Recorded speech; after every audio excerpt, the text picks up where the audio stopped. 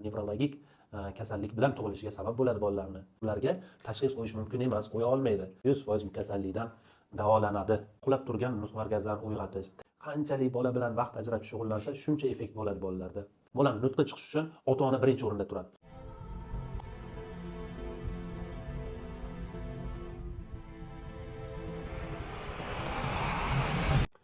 Assalomu alaykum.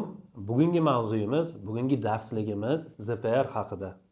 ZPR o'zi nima sababdan kelib chiqadi? Qaysi bemorlarga qo'yiladi ZPR deb tashxis?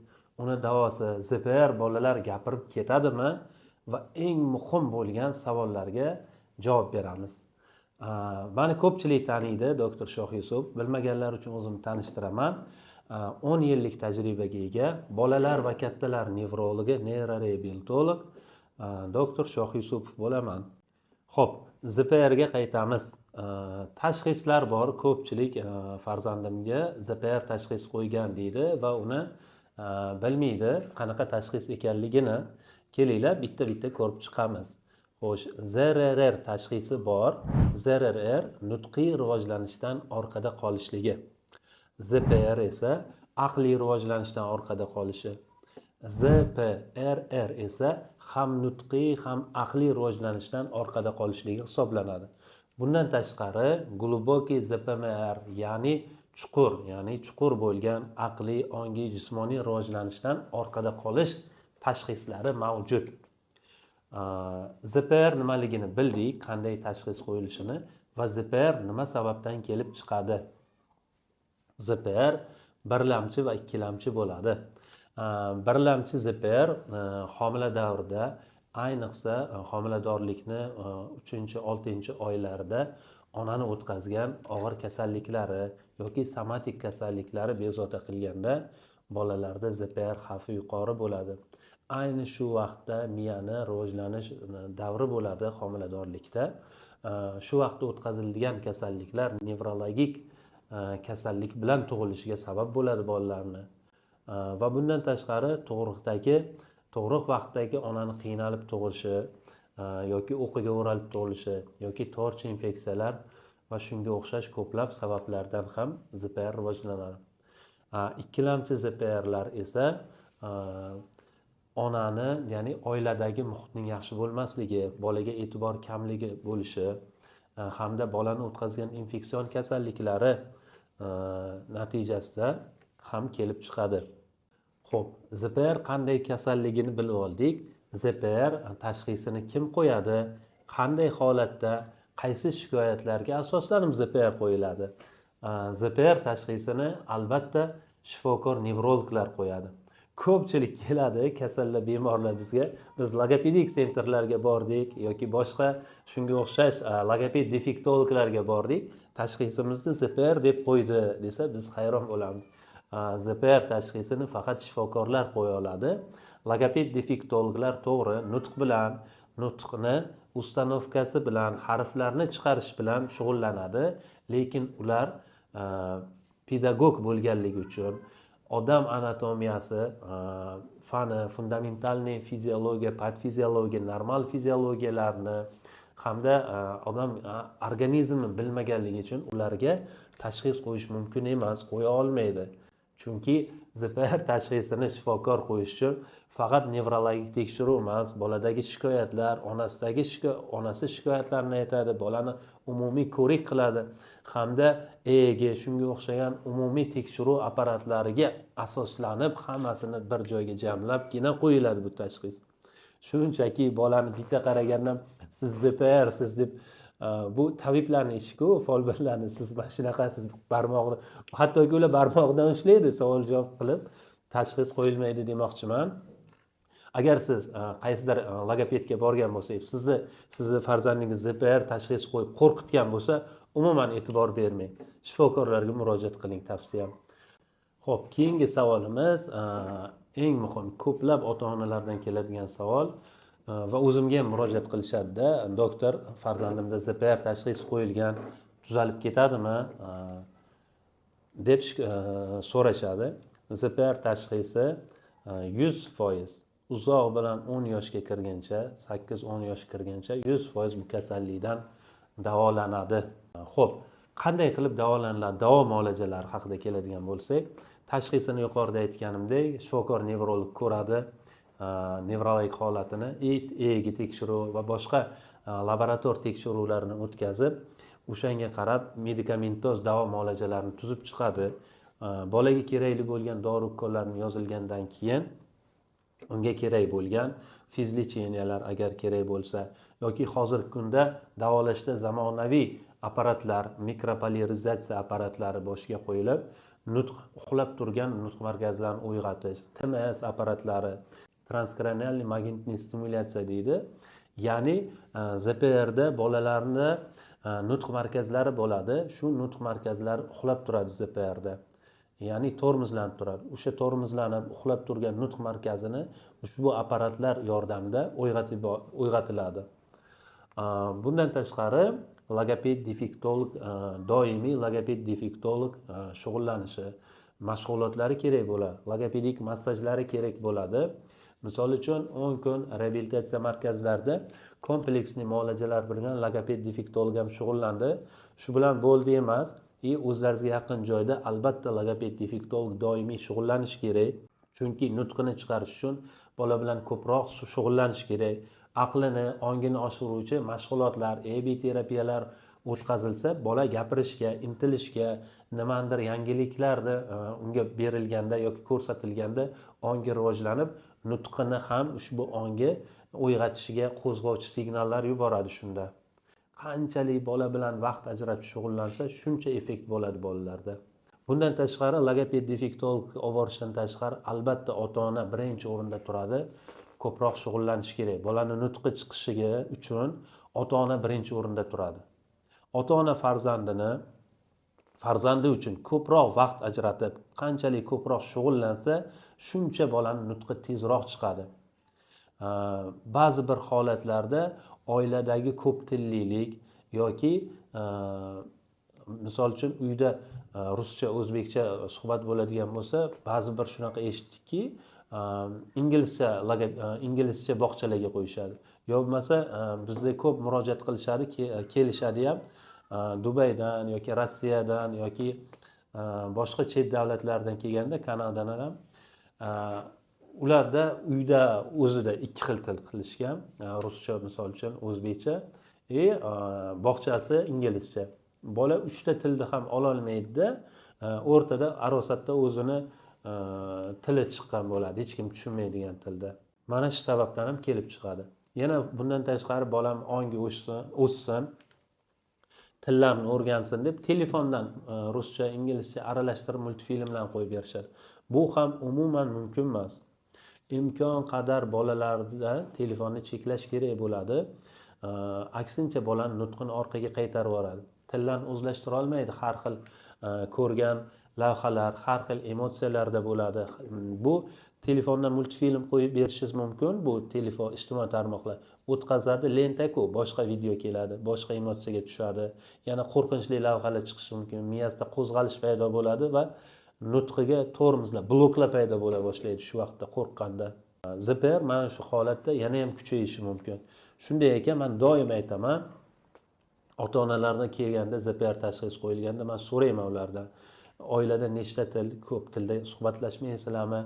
Bolaga telefon berib qo'ymaysizlarmi? Birinchi beradigan savollarimdan biri mana shular hisoblanadi. Bolani nutqini tormozlashga eng katta sabab bo'ladigan omillar mana shu telefon, oiladagi ko'p tillik hisoblanadi. Chunki bolani miyasi tayyor emas, ikkita, uchta til miyasiga sig'dirishga. Tasavvur qiling, bolani miyasida 1 gigabaytli fleshga siz bir xil tilda gapirsangiz 1 gigabayt. Inglizcha, ruschani qo'shadigan bo'lsangiz 3 gigabayt nagruska tushadi bolaga.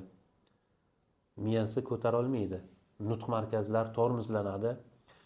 Nagruska tushishini hisobiga kuchlanib ishlab, orqaga qaytib, boshqa noodatiy qiliqlar, odatlar chiqarishiga, qaysar, injiq, urushqoq bo'lib qolishiga yoki uni aksiga bo'lib qolishi ham kuchayishi mumkin.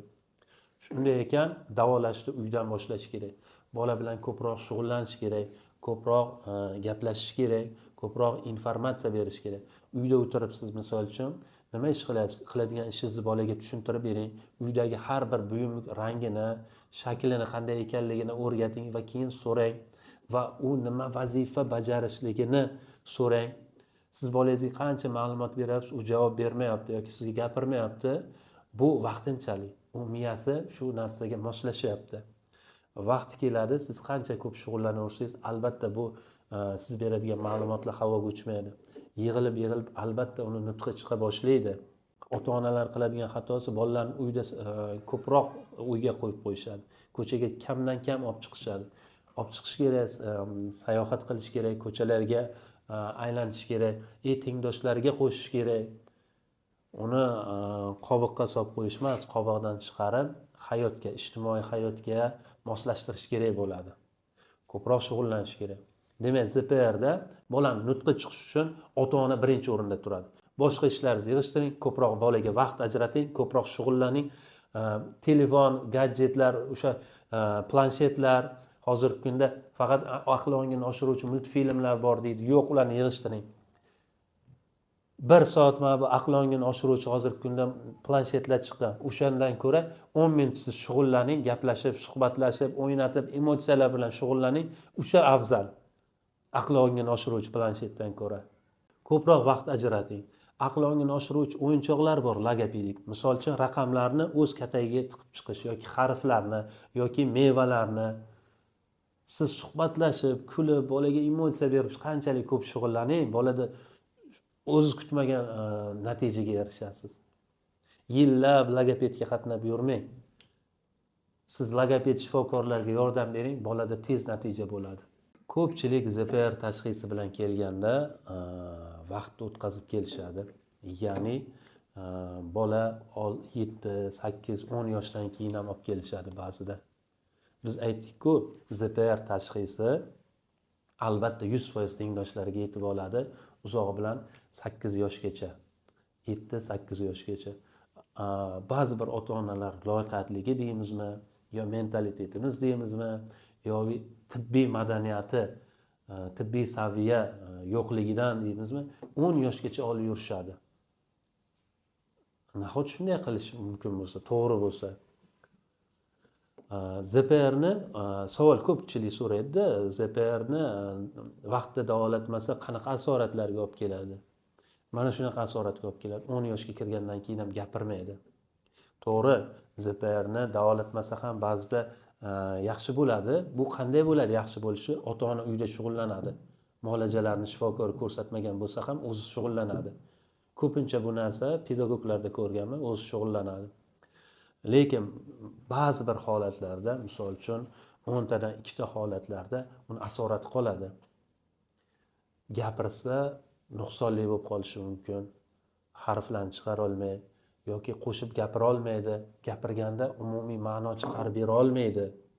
Mana shunday nuqsonlarga, hattoki ming afsuski, umuman tili chiqmasligiga, bironta so'zni ayta olmasligiga ham asorat sifatida qolishi mumkin.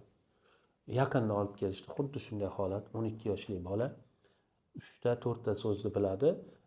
Dada, ona, ber, suv. Uni ham to'liq bizga o'xshab ayta olmaydi. Dada, mana shunday qilib gapiradi. Yoki ona, yoki shu, mana shunday qilib gapiradi. To'g'ri, 10 tadan bittasida yoki 100 tadan bittasida bo'lishi mumkin. 100 tadan bitta bo'lsa ham bu xavf hisoblanadi. Bu yaxshi holatga olib kelmaydi. Albatta, o'z vaqtida shifokorga olib chiqing, muolajalarni oling. Asoratsiz albatta ZPR tashxisi yaxshi bo'lib ketadi. Xo'sh, bundan tashqari ZPRni davolashda yana qanaqa tavsiyalar berasiz deb savollar berishadi. Birinchi navbatda shifokor nevrologga olib chiqish kerak. Ko'rib diagnostik to'liq tekshiruvlardan keyin medikamentos dori-ukollar bilan muolaja qilib beradi. Logoped defektolog qanday shug'ullanish kerak, qanaqa mashg'ulotlar kerakligini shifokor nevrolog ko'rsatib beradi va doimiy logoped defektologga shug'ullanasiz va uyda vaqt ajratasizda bolada ko'proq aqliy mashg'ulotlar, informatsiyalar, yangiliklar bera boshlaysiz. Ko'proq vaqt ajratasiz bolangiz uchun, ongini oshiruvchi ko'proq mashqlar qildirasiz, sayrga olib chiqasiz. Va kerak bo'lgan apparatli o'ralari bor. ya'ni reabilitatsiyasi. Kerak bo'lsa, uni holatiga qarab, EEG tekshiruvlariga qarab, bolada sudraga moyillik yoki sudraga o'choqlari bo'lmasa, TMS, mikropol apparatlari qo'shimcha bo'lgan fizlecheniялari tavsiya qilinadi. ZPRni davosida farmakopunktura hech qanday effekt bermaydi. Shuni yaqinda ham 3-4 ta oila ona so'rayapti-da, men bolamda nutqida rivojlanishda orqada qolish, ZPR tashxisi qo'yilgan, farmakopunktura qilish kerak, shu foyda beradimi? Farmakopunktura nutqni rivojlantirishga yordam bermaydi. Farmakopunktura nima degani? Vitamin dorilar bilan kuragiga yoki o'zini maxsus tochkalarga ukol qilib chiqish. Bu ZPRda nutqiy rivojlanishga hech qanday effekti yo'q. Farmakopunktura DTSP yurishida muammo bo'lgan, harakatida muammo bo'lgan, qo'l oyoqlarda tonus orqada kuchi kam bo'lgan bolalarga qilinsa foydasi bor. Ushbu video darsligimizni shu joyigacha ko'rgan bo'lsangiz, demak siz farzandingizga bee'tibor emassiz va yana siz o'z ustida ishlaydigan tibbiy madaniyatni oshirmoqchi bo'lgan insonsiz. Agar sizda yoki farzandlaringizda yuqoridagi holatlar kuzatilayotgan bo'lsa, albatta mana shularga amal qiling va hammaga foydali bo'lish uchun ushbu videoni ulashib qo'ying. Like va podpiska bosishni unutmang. Va yana agar sizda va yaqinlaringizda shunday holat bo'ladigan bo'lsa, qayerda logopedik mashg'ulot olishni bilmay yoki mutaxassis topa olmaydigan bo'lsangiz, albatta bizga murojaat qiling. Biz sizga yordam beramiz. Logopedik mashg'ulotlarni klinikamizda 10 kunlik muolaja olish davrida hammasini videoga olib o'zingiz uchun o'rganishingiz mumkin. Albatta mutaxassislarimiz o'rgatadi. Bizni kuzatishda davom eting. Unutmang, bizning maqsad sizning salomatligingiz.